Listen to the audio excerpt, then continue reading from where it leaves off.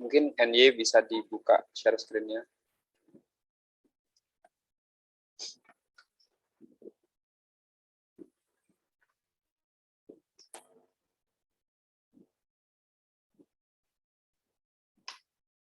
Halo NY. Iya, Kak. Kenapa, Kak? Itu minta tolong dibuka share screen-nya. Oke, Kak. Oke. Maaf ya, Kak. Bentar, Kak. Oke, siap. Oke. Makasih, Kak Sultan udah kenalan tadi, walaupun udah kenal juga. Oke. Nah, mungkin sebelum kita mulai tentirannya, kita doa dulu ya, teman-teman. Kita doa menurut agama dan kepercayaan kita masing-masing. Doa dimulai.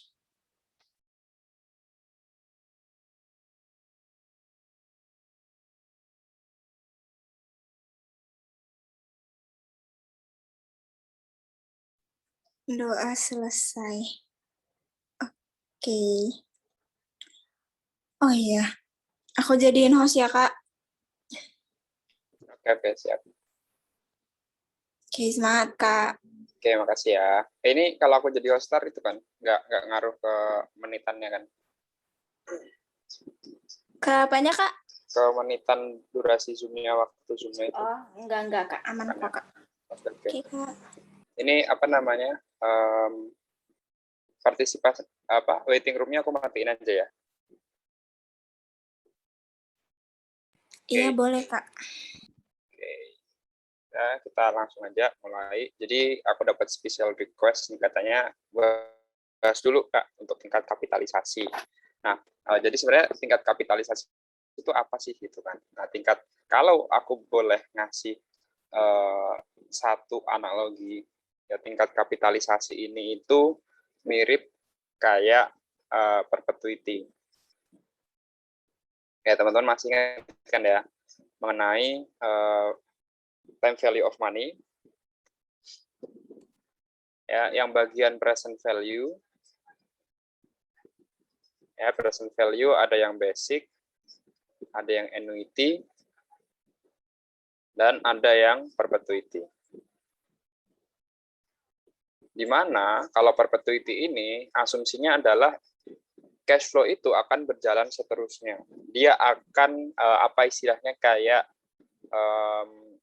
berjalan selamanya lah gitu ya. Kayak contohnya ketika kita menilai value of common stock ya menggunakan discounted dividend model ya. Ini kayak di manajemen keuangan lah intinya, ya kan? Kita menilainya adalah menggunakan dividen dibagi dengan RCS-nya atau required rate of return kita. Nah, kenapa?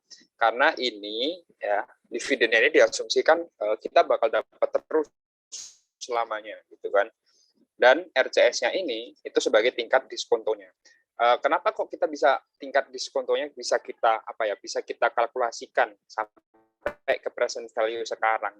Kita ambil contoh nih, katakan sebuah properti sewa gitu ya, sebuah apartemen kalau apartemen atau sebuah pusat hiburan gitu ya, anggap aja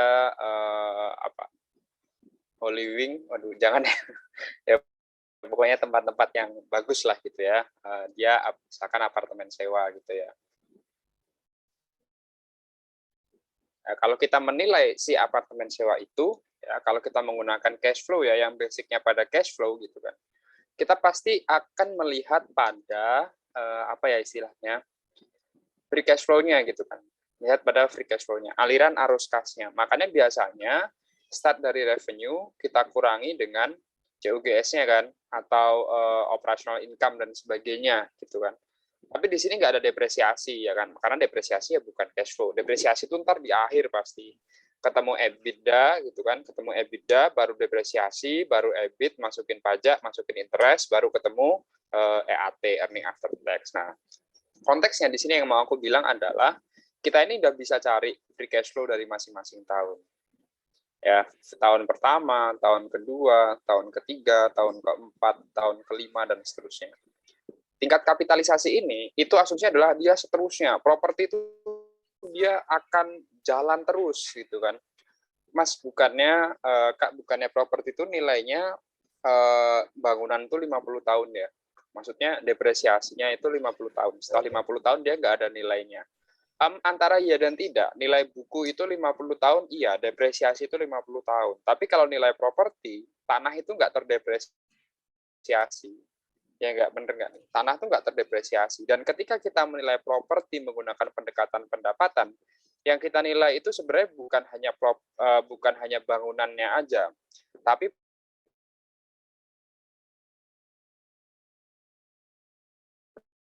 properti dan kegiatan dia gitu. Dia bisa menghasilkan sesuatu, makanya terus itu pertanyaan lagi. Kalau dia menghasilkan seterusnya, kalau dia bukan matematika, kita tidak mengakui yang namanya infinity atau unlimited ini gitu kan. Ya kita harus nominalkan dia, harus bisa kita kuantifikasi. Nah sekarang kita balik ke time value of money. Kalau kita tahun pertama gitu kan, kita present value ini gitu kan. Tahun pertama kita present value in katakan 1 juta ya cash flow-nya. Seterusnya 1 juta terus, 1 juta, 1 juta, 1 juta, dan seterusnya. Ya, tahun pertama kita present value in, katakan diskon rate-nya adalah 10%. Ya, mungkin dia masih gede lah, masih 900-an ribu.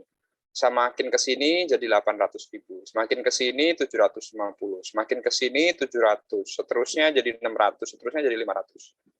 Itu kan konsepnya present value. Semakin lama periodenya, ya maka nilainya akan semakin kecil, gitu kan? Karena rumus dari present value sendiri itu adalah cash flow-nya, ya kan? Cash flow dikali 1 per 1 plus I pangkat N. Ya, yang mana semakin lama periodenya, ya maka nanti present value-nya akan semakin kecil, gitu kan? Nah, konsep perpetuity ini kita menggunakan kalau bisa aku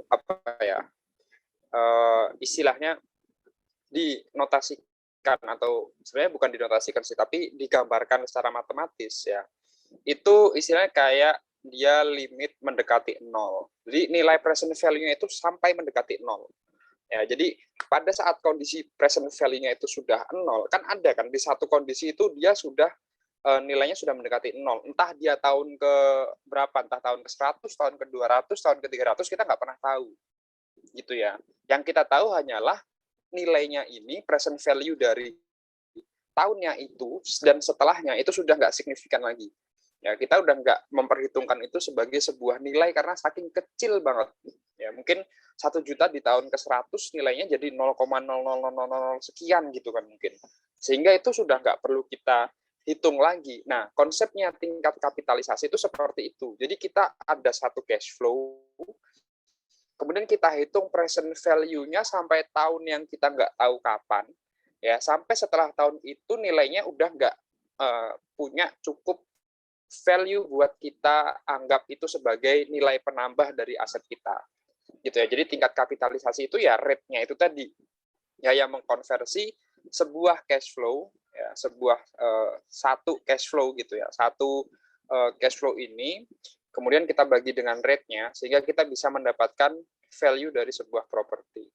Kak, tapi kan nanti value dari sebuah properti itu katakan habis tahun kedua bisa aja berbeda, tahun ketiga bisa aja berbeda, tahun keempat bisa aja berbeda. Iya, itu kalau propertinya belum mature. Dalam artian propertinya masih baru setahun, baru 2 tahun, gitu kan?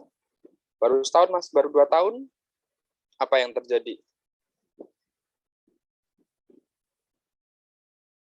Ya dia fluktuatif gitu kan. Dia fluktuatif banget. Dia apa istilahnya belum stabil. Ya makanya tingkat hunian di tahun pertama biasanya masih di bawah 80%.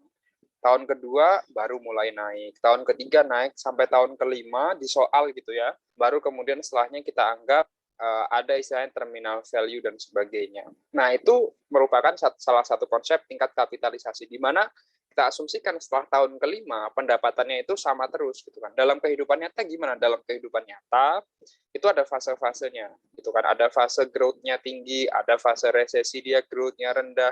Kemudian ada fase di mana itu nanti terjadi percabangan apakah sebuah properti itu akan lanjut going concern dengan pendapatan yang sama atau justru dia drop gitu ya.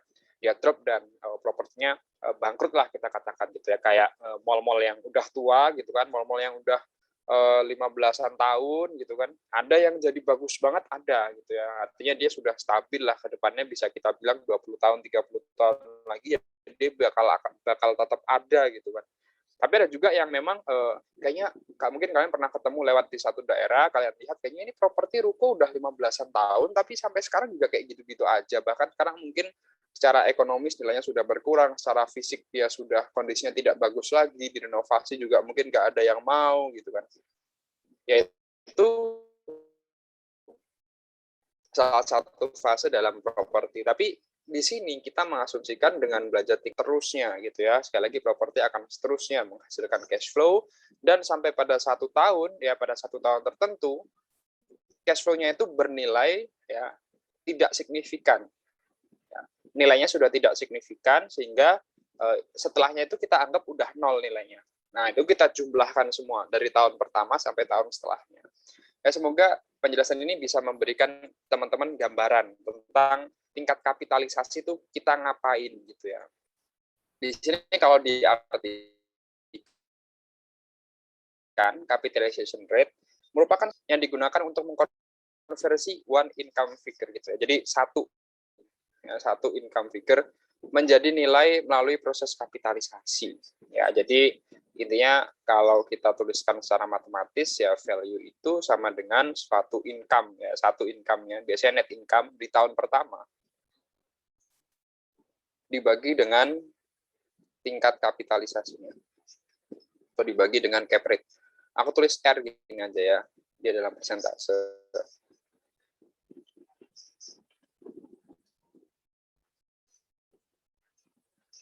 Nah, capitalization rate ini ada macam-macam ya. Jadi dia ada yang overall property, kemudian ada mortgage ya.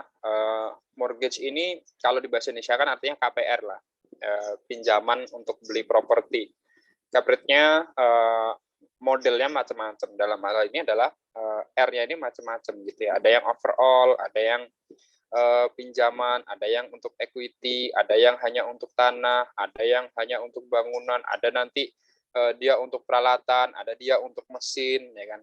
Sekarang aku mau nanya, sebenarnya yang membedakan ini apa, gitu kan? Apa yang membedakan antara capitalization rate property, apa yang membedakan capitalization rate untuk utang, apa capitalization rate untuk modal, apa capitalization rate untuk tanah, bangunan, peralatan, mesin, dan sebagainya, itu apa sebenarnya membedakan gitu ya. Nah, yang membedakan adalah sebenarnya selain dari value-nya ya, karena value itu adalah produk turunannya kan, atau value itu justru menjadi hal yang sudah diketahui di awal. Misalkan kita beli sekian, dapat sekian, ketemu capitalization rate-nya sekian. Terlepas dari value-nya, sebenarnya yang membedakan capitalization rate ini adalah cash flow-nya. Gitu ya. Jadi overall property berarti dia cash flow untuk seluruh kegiatan propertinya. Ya, termasuk dia nanti bayar parkir, dia dapat income, kemudian dia bayar bunga dan sebagainya gitu ya. Jadi sekali lagi cash flow ya. Yang membedakan itu adalah cash flow. Kalau overall property capitalization rate berarti cash flow-nya berarti cash flow untuk seluruh properti gitu kan. Kalau dia mortgage capitalization rate ya atau cap rate untuk modal pinjaman, berarti cash flow yang digunakan adalah cash flow yang arahnya atau larinya yaitu berasal dan dari duit utang gitu ya, atau dari modal pinjaman. Bagaimana dengan equity? Equity berarti cash flow ya, yang mana dia nanti menyatakan duit ini larinya itu dari dan untuk si equity. Ya, kalau land berarti dari dan untuk tanah, building itu dari dan untuk bangunan. Ya, kurang lebihnya seperti itu terkait dengan capitalization rate. Ya, semoga ini memberikan gambaran. Nah, bagaimana kemudian cara kita menentukan cap rate itu? Gitu ya. Cara menentukannya ada macam-macam. Yang pertama adalah menggunakan perbandingan data transaksi, ya, atau istilahnya kita pakai pasar lah. Nah, kalau namanya menilai itu pasti kita lihat pada pasar, lihat pada pasar. Nilai yang kita cari adalah nilai pasar, pastikan nilai pasar wajar atau nilai pasar aja, atau nilai sewa. Nilai sewa wajar itu juga dinyatakan melalui pasar, pasti nilai pasar sewa wajar. Ya, termasuk dengan semua aset investasi pasti diutamakan untuk mencari nilai pasarnya terlebih dahulu sebelum nanti mencari nilai, kalaupun memang nggak ada, baru nanti cari nilai selain pasarnya. Misalkan kalau teman-teman di lelang ya cari nilai likuidasi, oke okay, gitu ya. Tapi kalau kita melakukan penilaian, pasti utamanya itu mencari nilai pasar terlebih dahulu. Makanya pertama kali yang digunakan itu pasti pasar. Kalau ada pasar, pakai pasar gitu ya. Kemudian bisa juga menggunakan metode rata-rata tertimbang atau band of investment method ya. Kalau ini seperti WACC. Seperti WACC, tapi yang membedakan dia tidak ada pajak, dia tidak terkait dengan pajak. Ya, pajak ini maksudnya PPh ya, tidak terkait dengan PPh badan gitu ya, karena dia properti, dia bukan suatu entitas tersendiri seperti PT gitu ya, maka dia nggak kena PPh badan gitu kan, sehingga dia nanti dalam menghitung WACC-nya cukup nanti porsi utangnya dikali yield utangnya gitu kan, ditambah porsi ekuitas dikali cost of equity-nya gitu ya. Kalau kita WACC biasanya, kalau WACC perusahaan gitu ya, atau WACC sebuah bisnisnya gitu ya, bisnis. Jadi beda kan antara bisnis sebagai apa istilahnya, kayak kita menilai suatu bisnisnya, enterprise-nya gitu ya, atau menilai suatu propertinya, itu kan berbeda nanti.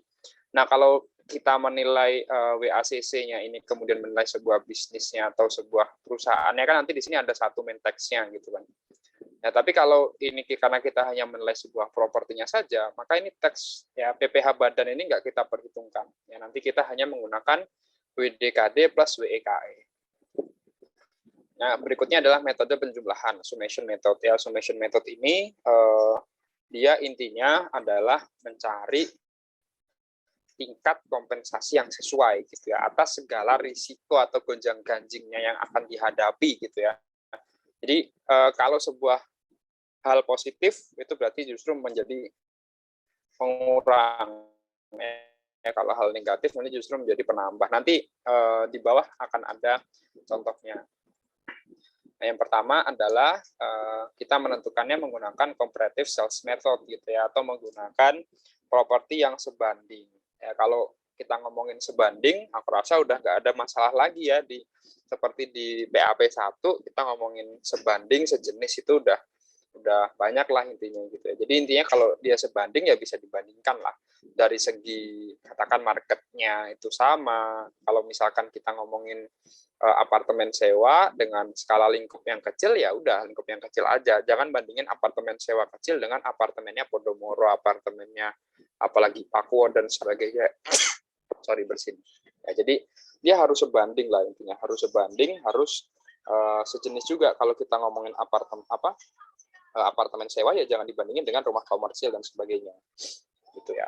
Nah, kemudian di sini kita peroleh data nih, ada pembandingnya, ada NOI tahun pertamanya, dan ada sell price-nya ya, untuk menentukan capitalization rate ya atau cap rate gitu ya, biar enak.